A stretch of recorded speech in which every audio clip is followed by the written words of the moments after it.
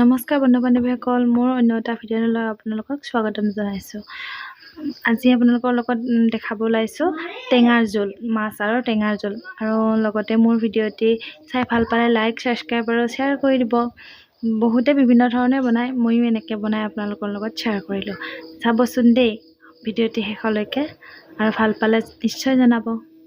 মই সৰু ঔটেঙা এটা কুকাৰত চিটি দি 4-5টামান চিটি মাৰি বইল কৰি লৈছোঁ। এতিয়া হেতাখনেৰে অকণমান মোহাৰি লৈছোঁ, যিহেতু গৰম হাতেৰে মোহাৰিব নোৱাৰি, সেয়ে অকণমান হেতাখনেৰে হেঁচি মোহাৰি লৈছোঁ। এতিয়া হাতেৰে অকণমান মোহাৰি ইয়াৰ পৰা ৰসটো উলিয়াই ল'ম।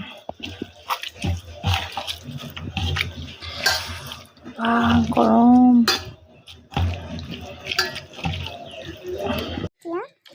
জাবৰখিনি পেলাই দিম। চেপি পেলাই ৰসটো উলিয়াই লৈ জাবৰখিনি আঁতৰাই ল'ম।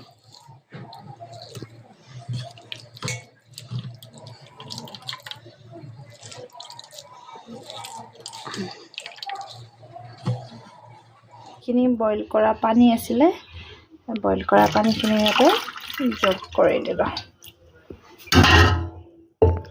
এইখিনি বনাবৰ কাৰণে মই লৈছোঁ সৰিয়হ এচামুচ। এইখিনি ধুই পানীটো যাবলৈ এনেকৈ চিকনিখনতে মই ৰাখি দিলোঁ। লগতে লৈছোঁ এইখিনি মাছখিনি মই আগতেই ভাজি থৈ দিছিলোঁ।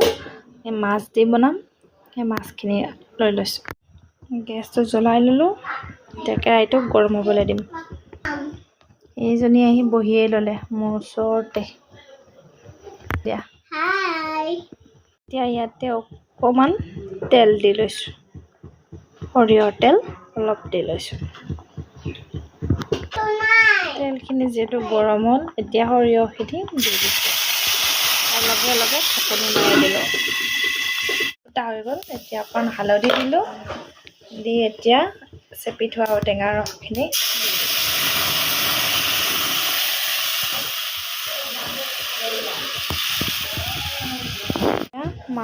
মাছখিনি ইয়াতে দি দিলোঁ।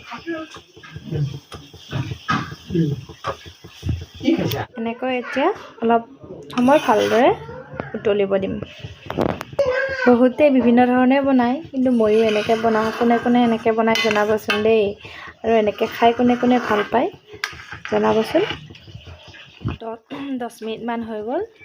10 মিনিটৰ পাছত খুব ধুনীয়াকৈ উতল আহিলে এয়া ৰেডি হৈ গ'ল মাছৰ টেঙা, ঔটেঙাৰে মাছ। এতিয়া গেছটো অফ কৰি দিলোঁ। ভিডিঅ'টি চোৱাৰ বাবে বহুত বহুত ধন্যবাদ।